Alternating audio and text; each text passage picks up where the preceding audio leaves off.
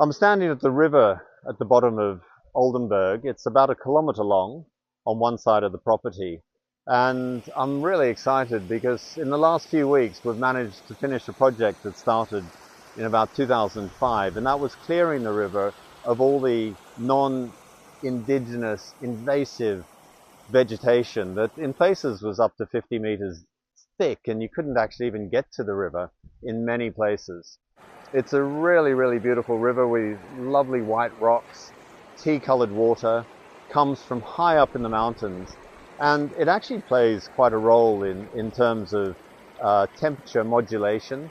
This mountain amphitheater, the cool air is at the top of these mountains. They're 1,500 meters, and it falls overnight, it falls into the valley, and cold air sinks to the bottom of the valley, and it actually, I think with water running, it follows that water. It sort of keeps it cold.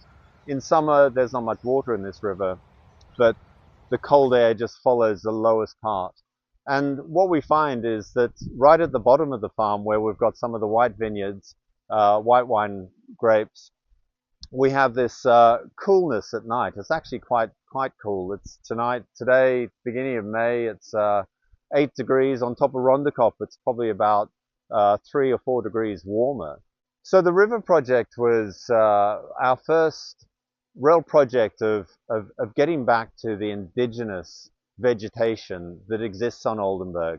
And we cleared the river, but recently the other side was cleared too by the Banghoek Conservancy, which is sort of looking after the nature in this valley. I think it really was the start of our sort of overall philosophy of sustainability, regenerative farming, and really working closely with nature to consider the farm a complete biosphere, and everything that we do on any part of the farm interacts with other parts of the farm, and that it's nature working together. So we extended the fynbos corridors, as we call them, where we plant the indigenous vegetation around the vineyards and across the farm, and that's where we have many of the natural predators live in those places, and then they go and harvest in the vineyards for their food supply.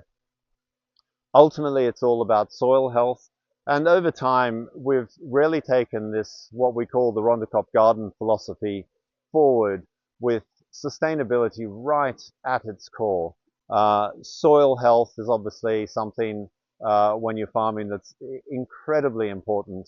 And that overall approach, I think, has served us very well. But it's been a great project. The river now has these fantastic wild almonds and many other indigenous plants that were here, hundreds of years ago and longer. And it's been returned to its former glory, which is absolutely fantastic.